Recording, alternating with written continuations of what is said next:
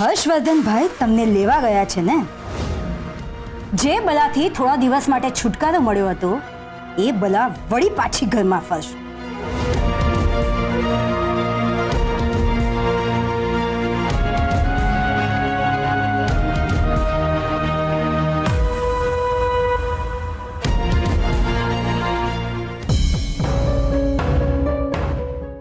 નિર્મળા,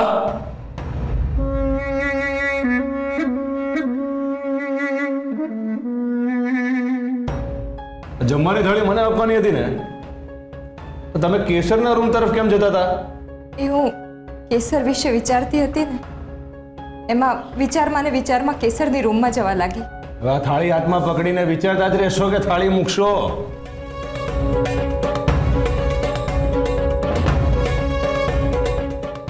હું શું કહું છું, તમે કેટલાય દિવસથી મારો ફોન રિપેરિંગમાં આપ્યો છે.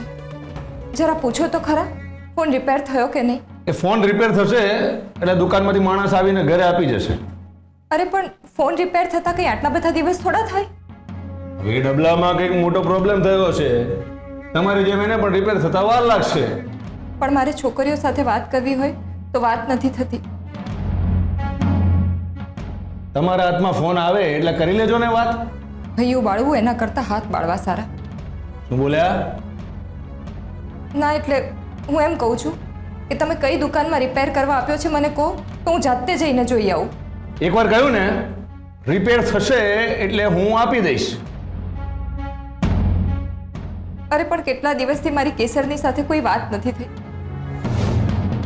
એ છોકરી કેમ હશે કેમ નહીં એની ચિંતા તો થાય ને મને. તમારા મગજમાં ઘણું ફર્યું છે? હા, એકની એક વાત મારે તમને કેટલી વાર સમજાવવાની? ફોન વગરના રહી જાવ છો જાણે? તમે પણ રિપેરિંગમાં આપવા જેવા છો. જમવા ટાણે ટાક ટાક ટાક ટાક ટાક ટાક ફોન ફોન કરીને લોહી પી ગયા મારું. ખસો આગળ તમે અહીંયાથી. આ તમારું મોઢું જોઈને મારા ગળે કોળિયા નથી ઉતરતા.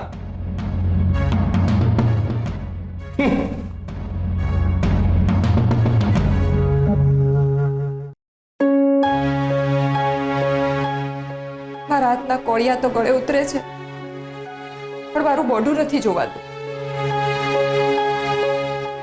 ખબર નહીં કેમ, પણ મને બહુ બેચેની થાય છે. કેસરની ચિંતા થાય છે. એ મજામાં તો હશે ને?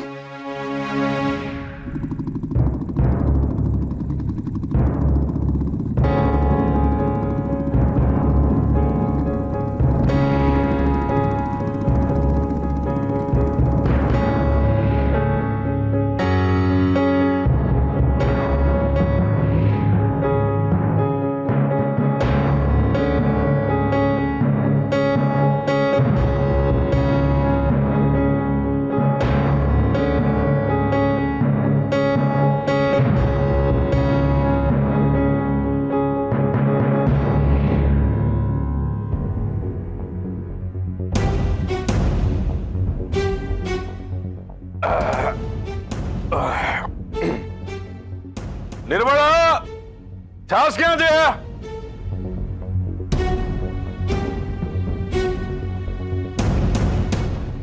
ખીર ઉપર છાશ પીશો? હું ખાનદાની માણસ. ખીર ઉપર છાસ પીવું કે રબડી પીવું તમારે શું?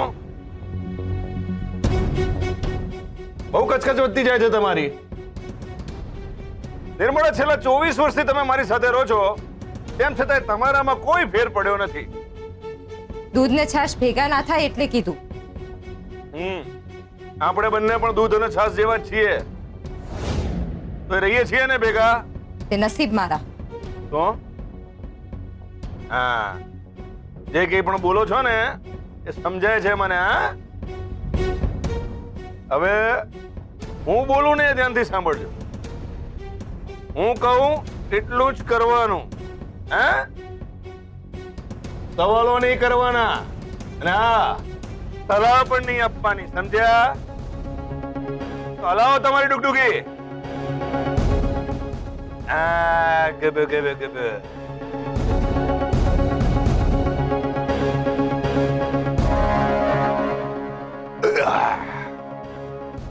હવે અમે સુવા જઈએ છીએ.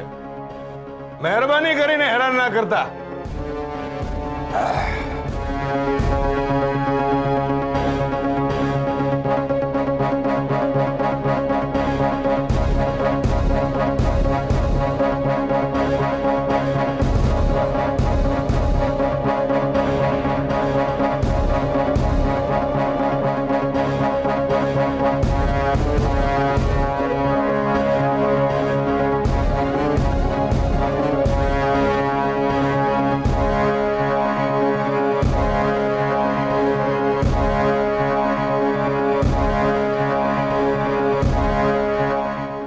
કેસરનો ફોન તો બંધ આવે છે. શું કરું? હર્ષવર્ધન સિંહજીને ફોન લગાવું?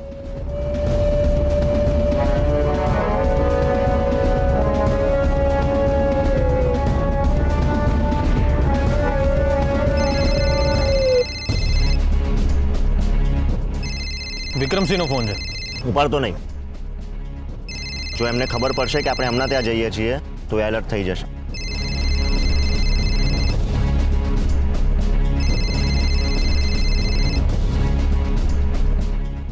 હર્ષવર્ધન સિંહજી ફોન નથી ઉપાડતા. આ લોકો ખરા સમયે ફોન કેમ નહીં ઉપાડતા હોય? હવે કેસરનો કોન્ટેક્ટ કઈ રીતે કરું?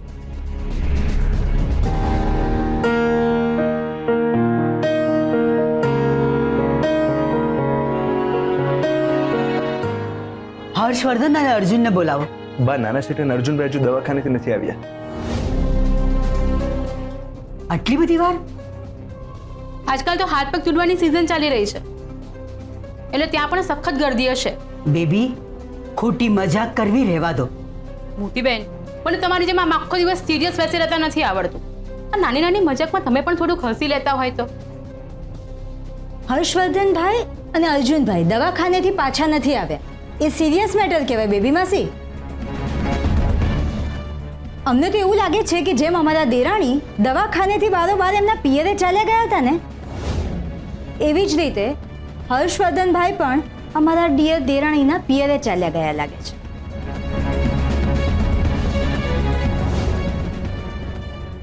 બા, મેં કેસરને કેસર ભાભીને જે ડોક્ટર પાસે ગયા હતા ને એમને મળવા જઈએ છીએ. પણ અર્જુન, આપણે તો જવાનું છે. ચાલ, મોડું થાય છે. ના બા, અમે લોકો ડોક્ટર પાસે નથી જઈ રહ્યા. અમે લોકો ડોક્ટર પાસે જ જઈ રહ્યા છીએ બા.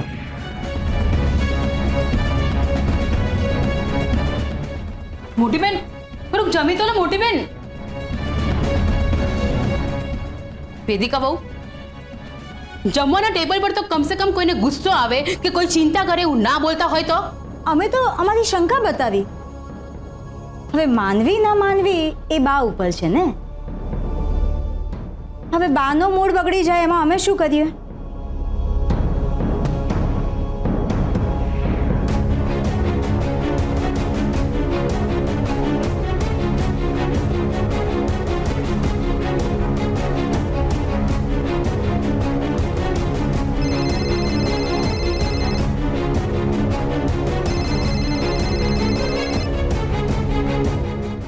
કોનો ફોન?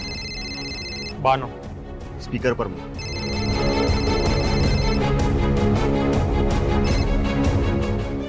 હા બા. હર્ષ, તમે કેસરને લેવા નીકળી ગયા છો? ડોક્ટરને ત્યાંથી તો તમે ક્યારનાય આવી ગયા હોત. એટલે જે કંઈ છે એ સાચે સાચું જણાવો અમને. હા બા, હું ને અર્જુન કેસરના ત્યાં જઈએ છીએ. બા, તમે ભાઈથી નારાજ ના થતા. એકચ્યુઅલી મેં જ એમને સાચું બોલતા રોક્યા હતા. કારણ કે મને ડર હતો કે તમે ભાઈને કેસર ભાભીના ત્યાં નહીં જવા દો. અર્જુન, તમે આ ઘરમાં માત્ર મહેમાનની જેમ આવજા કરો છો. એટલે આ ઘરના નીતિ નિયમો સાથે તમારે કોઈ લેવા દેવા નથી, જેનું અમને દુઃખ પણ નથી. પણ હર્ષવર્ધનને આ ઘરના નીતિ નિયમો તોડવા માટે મજબૂર ના કરતા. અને કરશો તો એ અમને મંજૂર નથી. હવે અમને સમજાય છે હર્ષવર્ધન કે તમે જતા જતા અમને સોરી કહીને કેમ ગયા. બાપ, મને માફ કરી દો. મને ખબર છે કે મને કોઈ પણ વાત છુપાવી નથી ગમતી, અને એ મારા સ્વભાવમાં પણ નથી. જાણીએ છીએ અમે, છતાંય તમારા સ્વભાવની વિરુદ્ધ જઈ અને તમે અમારાથી વાત છુપાવી. કોણ જાણે બીજું શું શું છુપાવ્યું હશે તમે અમારાથી. બાપ પ્લીઝ તમે આમ દુઃખી ના થાઓ, હું તમારી માફી માંગુ છું. હર્ષ, તમે અર્જુન કરતા મોટા છો. તમને તમારી જવાબદારીનું સંપૂર્ણપણે ભાન છે. પણ જો અર્જુનની બુદ્ધિએ તમે ચાલશો ને તો પાછળથી પસ્તાવાનો વારો ના આવે. હવે તમે કેસર વહુને લેવા નીકળી જ ગયા છો તો ત્યાંથી વહેલા નીકળી જજો. ફરીથી તમને કહીએ છીએ કે રાતનું ટ્રાવેલિંગ ના કરતા. જી બાપ, અમે લોકો જલ્દી જ પાછા આવી જઈશું. બા તમે ચિંતા ના કરતા, આ મહેમાન હવે તમારા ઘરે ધામા નહીં નાખે. આખરે હર્ષવર્ધન કેસર વહુને લેવા જતા જ રહ્યા.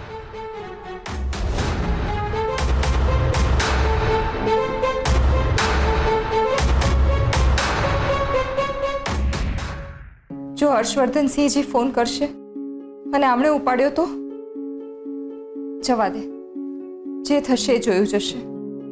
હું મંદિર જઈ આવું. ફોનની રાહ જોઈશ તો બધા કામ રહી જશે.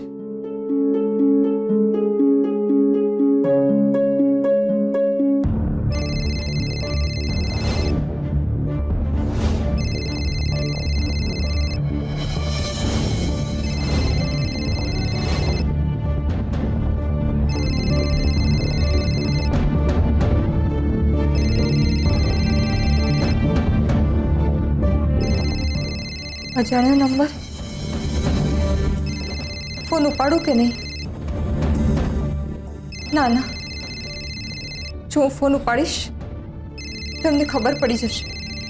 હું એમના ફોનને અડી આવીશ. જવા દે, કોઈ ઉઘરાણીવાળાનો ફોન હશે. નથી ઉપાડવો.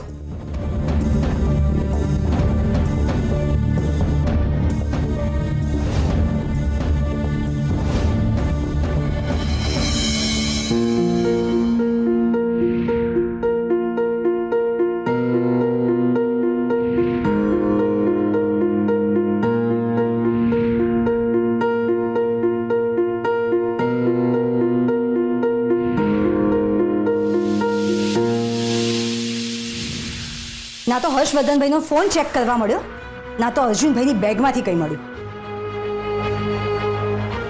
અર્જુનભાઈએ બધાની સામે અમને નીચા પાડ્યા હતા ને. હવે અમે એમનો બદલો લઈશું.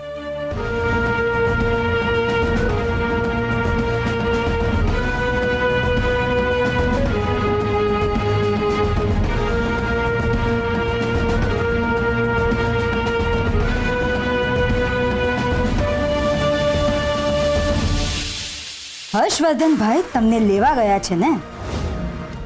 જે બલાથી થોડા દિવસ માટે છુટકારો મળ્યો હતો એ બલા વળી પાછી ઘરમાં ફરશે.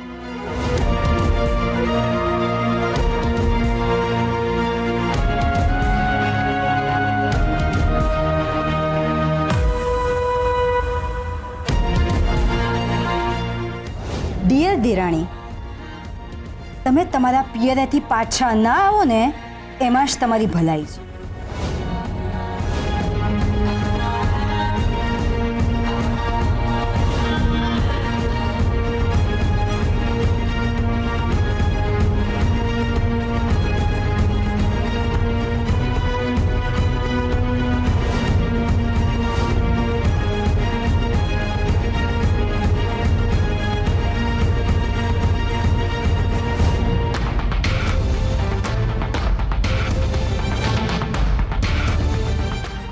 મારી સામે શું જોવે છે?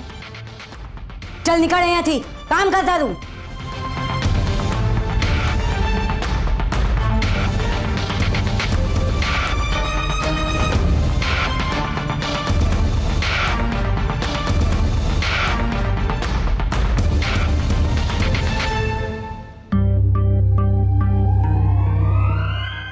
હેલો, કોણ? હું ખાનદાની માણસ બોલું છું. તમે કોણ બોલો છો અને કોનું કામ છે? વિક્રમસિંહ. હું પોતે જ વિક્રમસિંહ બોલું છું.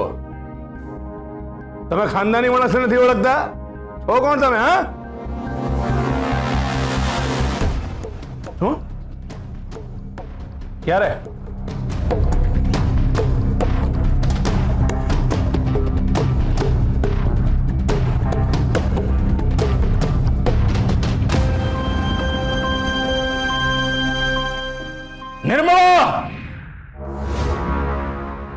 ગુરુજી,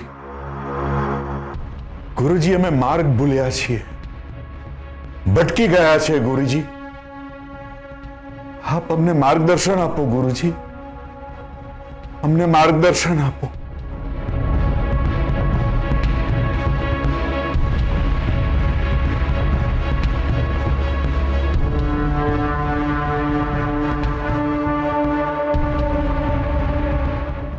શું થાય છે તમને? આંખો ખોલો. તમને શ્વાસ લેવામાં તકલીફ થાય છે?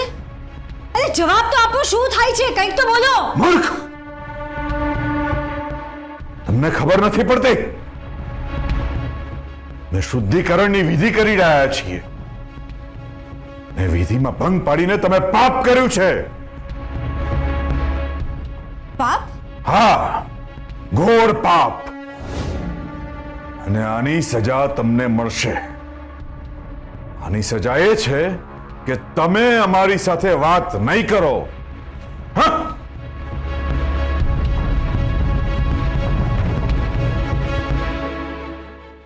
આમ પણ કયા દિવસે તમે અમારી સાથે સરખી રીતે વાત કરો છો? તમારે જે કરવું હોય તે કરો, અમને કોઈ રસ નથી.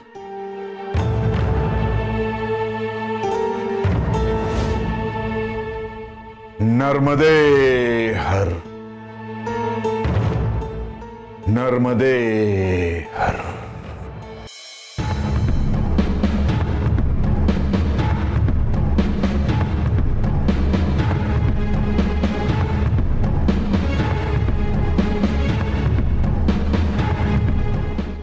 ક્યાં ગયા હતા તમે? મંદિરે. આ તો કહીને ના જવાય. પણ તમે સૂતા હતા ને, તમે જગાડવાની ના કહી હતી ને. જીભ બહુ ચાલે છે તમારી આજકાલ. હા, તમે મારા ફોનને હાથ અડાડ્યો તો? અરે જવાબ આપો. ના, હું શું કામ અડું? મને તો તમારો સ્માર્ટફોન આવડતોય નથી. તમે બહાર જતા હતા ત્યારે મારા ફોનમાં રિંગ વાગતી હતી. મારા ગયા પછી રિંગ વાગતી હોય તો મને શું ખબર? તો તમને ખબર શું હોય છે? લો, આ થેલા પકડો અને ચાલવા માંડો. પણ ક્યાં જવાનું છે? સવાલો નહીં કરવાના. મેં કહ્યું એટલે ચાલવા માંડવાનું. દરેક વખતે તમે કહો ને એમ મારાથી નહીં થાય. તમે જ્યાં સુધી નહીં કહો કે ક્યાં જવાનું છે ત્યાં સુધી હું ક્યાંય જવાની નથી. નિર્મળો, ઉપાડો, ઉપાડો હાથ. બીજું આવડે છે શું તમને? એક સીધી સાદી વાત પૂછું છું કે થેલા લઈને ક્યાં જવાનું છે, તો જવાબ નથી આપતા ને ઉપરથી હાથ ઉપડે છે તમારો. માનતા માની હતી, એને પૂરી કરવા માટે જવાનું છે. પણ અચાનક? હા, અચાનક માનતા માની હતી અને અચાનક પૂરી કરવા જવાનું છે. તાળું ચાવી લાવો. તાળું ચાવી લાવવા છે કે પછી રૂમમાં એકલા જ પુરાઈને રહેવું છે?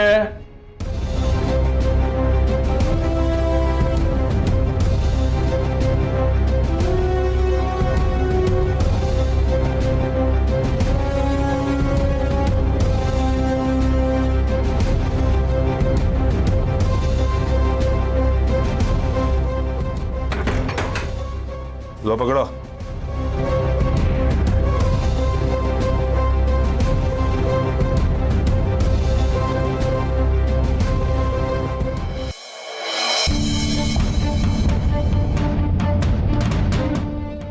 બા, મેં કેસરને કેસર ભાભીને જે ડોક્ટર પાસે ગયા હતા ને એમને મળવા જઈએ છીએ.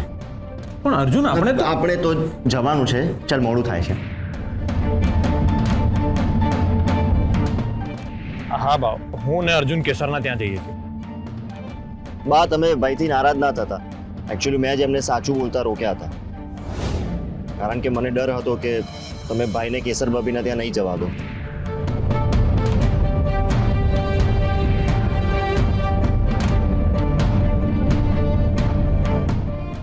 ખોટો ગુસ્સો કરી રહ્યા છો મોટી બેન. આટલો બધો ગુસ્સો તો હું નાની હતી ને ત્યારે કરતી હતી. યાદ છે મોટી બેન? નાનપણમાં એકવાર કંટાળીને બાપુજીએ બધા જ રમકડા મારી પાસેથી લઈ લીધા હતા. તમારી પાસે તો સાચુકલા રમકડા છે. તમારા ગુસ્સા અને જીદના કારણે એ તમારાથી દૂર ના થઈ જાય એ તમારે જોવાનું છે. અને હર્ષ કેસરને આજે નહીં તો કાલે લેવા જવાનો જ હતો ને, તો એ આજે ગયો તો શું થઈ ગયું? બેબી, આ ઘરમાં હર્ષવર્ધનને જે ગમે એ બધું અમે કરવા દીધું છે ને. અને હર્ષે પણ તમારી ક્યારેક કોક વાતનો વિરોધ કર્યો છે, બાકી એને તમારી બધી જ વાતનો સ્વીકાર કર્યો જ છે ને. અને ખૂબ જ આદર કરે છે તમારો. અમે એ વાતનો સ્વીકાર કરીએ છીએ, પણ અમારા કહેવાનો અર્થ એ છે કે સંગ એવો રંગ. હર્ષવર્ધન અમને સાચી વાત કહેતા હતા, પણ અર્જુને સાચી વાત કહેતા એમને રોકી લીધા અને હાથ ખેંચીને બહાર લઈ ગયા. અમે શું કહીએ છીએ સમજાય છે તમને? જુઠ્ઠાણું સત્યને બહાર ખેંચી ગયું.